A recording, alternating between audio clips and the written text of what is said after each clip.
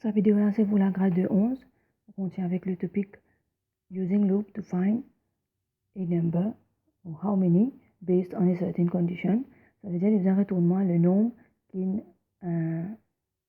abide pour une condition, ce qui satisfait une condition. For example, in our last workout, we have seen to output how the program should output how many students are above 165 cm. Alors, je me suis fait une explication dans la dernière vidéo, le papier, je vais expliquer comment se fait-il que nous appliquons l'instruction total counters, assign total counter plus 1, et ensuite nous mettons dans if structure. Now let us see how it is going to work. So this is an explanation of count based on condition. So we are going to find the content of a counter after looping in pseudocode also, and we are going to find the content of the counter, total counter, after having loop through the repeat until while and for loop. On met tous les trois loops, nous pouvons repeat until loop en détail, ensuite nous passons brièvement loader les autres loops. So in the first place, I have to initialize my total counter and counter by 0. Principalement, qui fait besoin faire ça, parce que si tu peux trouver de loop, tu appelles counter ce valeur. Si tu appelles une valeur pour ajouter 1 avec lui, tu as besoin de mettre sa valeur 0 là-dedans. Comme ça, quand première fois, il appelle counter ce valeur, il appelle 0. Nous ne pas prendre le risque qu'il appelle une valeur nulle, nous ne pas prendre l'équilibre là-dedans. So we have to put a concrete number in it, a concrete 0 number in the counter. La même chose pour total counter. La première fois que je prends dans sa loupe là, je vais là, il peut appeler une valeur total counter. On besoin de mettre sa valeur 0. Comme ça, la première fois, il appelle la valeur exactement 0. I do not want to take the risk of the program calling garbage. Next, I go into the repeat until loop. C'est la première fois que je rentre dans mon loop et mon counter will increment to 1.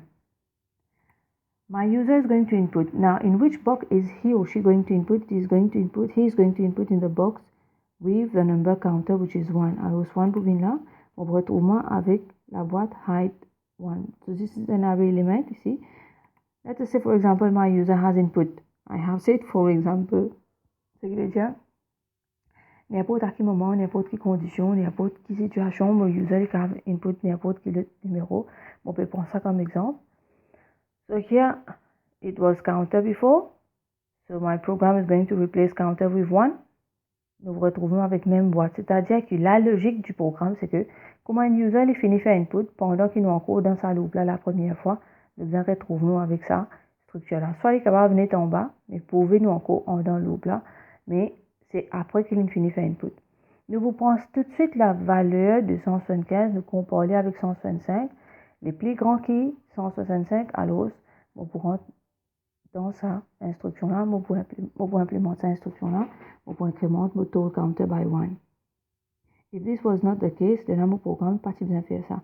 Mais là, il se trouve que il y a un élève qui se height les plus grands qui sont 165, on besoin faire un total counter incrémenté par n. So this will return false because 1 is not greater than 3. So I will return back into the repeat until loop. The second time I get into my loop, my counter is going to increment to 2. We usually input a number, so let us say, so he is going to input in that box height 2. Let us say that the user is inputting 163. Dans le même loop, pendant le même moment qu'il est encore dans la loop là, mon programme supposé venir le mot if structure. Il vous prend même boîte, il vous prend ce valeur. C'est-à-dire pour la boîte là. Valeur 163 est comparée avec 165. This is going to return a false. If it is going to return a false, then I will not increment my total counter. Et c'est ça effectivement qui l'effet de if structure, c'est quand nous avons un élève qui n'est pas là où 165, nous pas besoin incrémenter ça, nous pouvons garder la valeur qui était là auparavant, qui est reflétée pour le nombre d'élèves qui est là où 165. So here among the two, it is still one student that is above 165. So the total counter is reflecting that number of students. So here it is false parce qu'il délivre pas plus qu'en 3. Third time we get into the loop, our counter will increment to 3. my user is going to input in the box number counter which is free, so she is going to input in this box. So déjà il vient là, il forme un array element, le trouve ça array element là, input là les gens là-dedans. C'est une façon un petit peu indirecte pour créer la boîte du mémoire. So here again counter is going to be placed here which is free. Alors mon programme il vous prend la valeur de 180 qu'il trouve dans sa boîte là, il vous compare avec 165. Now this time it is greater than 165. Alors ce que mon programme pour faire, il besoin rentrer dans sa if structure là and increment counter by 1 pour montrer qu'il y a encore un élève de plus qui l'a où 165. So it will get inside of the if structure incrementing total counter by 1. Ce qui veut dire à chaque fois que tu mets un numéro dans ton array, le programme il prend sa if structure, il prend sa numéro actuel là, not the previous one, it will take the actual memory content ou array element content, il compare tout de suite. S'il satisfait la condition, il augmente total counter by only 1. Parce que c'est un numéro qui est gagné en plus qui est plus grand que 165. Ensuite, quand arrive l'autre numéro, il revalide encore. S'il est plus grand, il augmente le n. C'est-à-dire il fait n pas par n pas, just as you are putting height one by one. Yeah. So now 3 is greater than 3. This is going to return true. And repeat until quand ce condition return true is sorti. And finally, you're going to output your total counter. On mentionner aussi que quand nous faisons total counter, finding total average, etc. Note that total counter must be found before the loop and cool, see, then it must be found inside the loop and outside the loop. 3 places. Right? Now let us move on to the repeat and while loop. Dans while loop, vous trouvez que nos conditions se trouvent là-haut. So as you know, if the condition returns it true, il fait le contraire, il leave in, il rentre dans le loop là. Again, I will initialize my total counter and counter given that they are going to be called for calculation and assigned to their own variable or whatever variable, but the thing is that they are going to be called to be used as a calculation. They are going to be used to define the value. Les rentre dans while 0 is less than 3, this is true, so I will get inside my loop for the first time, increment my counter by 1, input in height counter 1, alors si vous venez dans sa boîte là, il met 175, il valide, 175 plus grand que 165, alors nous rentre là-dedans, nous faisons le total counter bin n, parce qu'il y a n élèves qui nous réussit gagner qu'il a au 165. Getting back into the validation, this is going to return it true because 1 is less than 3. So I will get in my loop for the second time. I will increment my counter by 1. I will let the user input a height. For example, in input 163. Alors, nous venons là-dedans.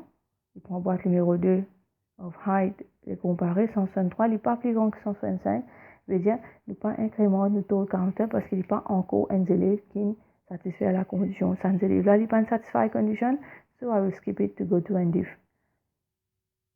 Next, I will compare 2 against 3. It is still true, it is less than 3. So I will get back into the loop for the third time, increment my counter to 1. I will let the user input in the box number 3, which is here. Alors, à supposer il met 180. Mon programme, il vous prend height box number 3, which is actually the box in which the user has just input. Il prend sa valeur 180, il compare les plus grands. Alors, il increment my total counter parce qu'il y a une fois qui encore un élève plus grand qui sont 65. Alors, il fait ça sortir n, il fait les 2. And if, and then he's going to compare counter is 3 less than 3. This is false. So it is going to get out of the loop. À noter aussi que, comme on a un if structure avec un while loop, ici, remarquez que if avec while, c'est pareil. La seule différence, c'est if il parle un loop, il y a une forme de sequential that gives an option. Et sequential, déjà, tu dois prendre depuis la haute descente, tu exécutes une seule fois. Sauf qu'il faut exécuter une seule fois, il faut sortir qui carvent un sens, il n'est pas exécuté. This is the function of if. Mais une fois que l'infini vient là, ou soit l'insutli, il descend, il contient les amis, if, il pourrait retourner là-haut. But in terms of validation, quand tu valides ça, si sa condition-là, il retourne en false, de if, qu'il fait les sauter, il y a en dehors, il y a l'eau, en if, il descend. Quand while il retourne en false, il est aussi pareil, il sauter, il y a l'eau, en while, il descend. Quand if retourne en true, il rentre dans cette structure. Quand while retourne true, il rentre dans cette structure. C'est-à-dire tous les deux pareils en termes de conditions. Si les true, nous descendons dans le loop. Si if les true, nous descendons dans le if. Si while ce condition false, nous sautons, nous allons dire while. Si if aussi ce condition false, nous sautons, nous allons nous end if, nous descendons. But the difference is that and while amène nous l'eau, while à chaque fois, sauf que si nous gagnons false, nous sautons while, right? So, and while is a bit the same like, you can call it a repeated if structure. Il y a un if en répétition. Now, next, let us move on to for loop. Pareil. Alors, ici, nous guettons que counter nous initialize by 0, nous initialiser par la valeur qui nous besoin à l'intérieur. Because there is no incrementation instruction. Nous ne pouvons pas implémenter aucune instruction pour incrémenter là-dedans, il fait sa propre incrémentation. Maintenant, for loop, il fait incrémentation après. Si vous avez ce flowchart dans mon dernière vidéo qui m'a dessiné for loop, un for loop, il pas faire incrémentation avant malgré qu'il soit tout ce ban instruction pour control counting là-haut, il fait incrémentation là, quand il finit arrive que un for il monte là-haut. The first time it is going to assign, there is no comparison and no decision. Si il peut finir assign, il peut venir direct dans mon task area. There is no loop control inside. Comment ça? Il n'existe task area. Il peut besoin de ça là.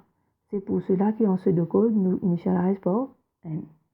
So here I'm going to get inside my loop for the first time, bringing the number of 1 inside of all the indexes for the array height. Il peut input dans sa boîte là. Alors, par exemple, il input 175, validate. So this returns true. Total counter increments by 1.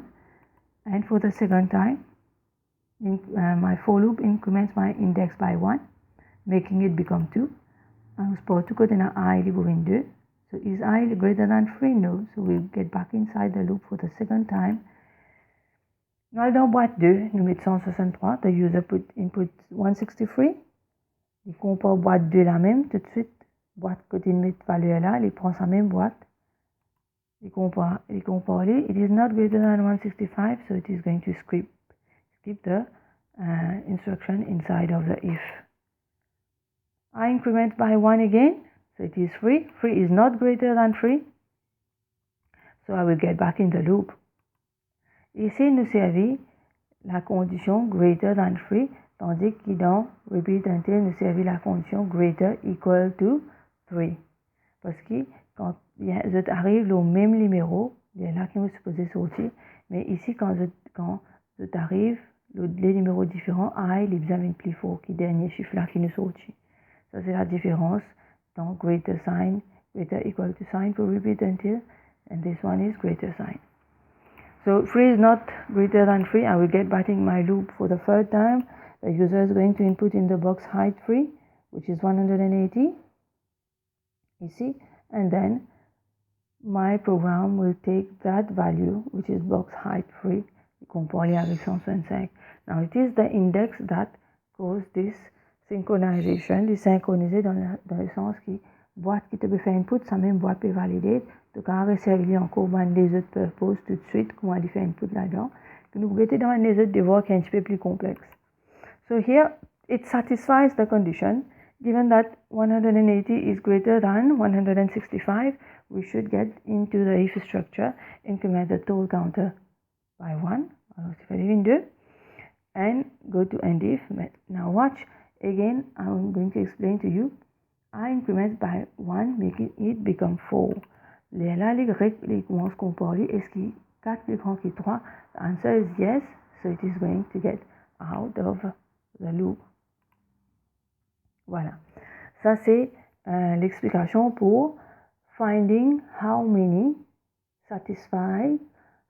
of the input in an array satisfies a given condition.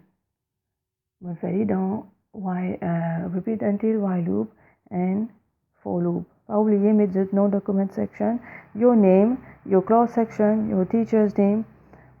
Petite bonne question concernant ça topic là, ça partie là, based on the condition or whatever explanation that has been given in this tutorial. Petite bonne question, c'est bonne compréhension. Ensuite, nous allons voir finding the largest and the smallest dans la next vidéo. C'est deux derniers qui restaient dans le syllabus pour partie find in loop. Ouais, voilà, c'est tout pour ça tutoriel là.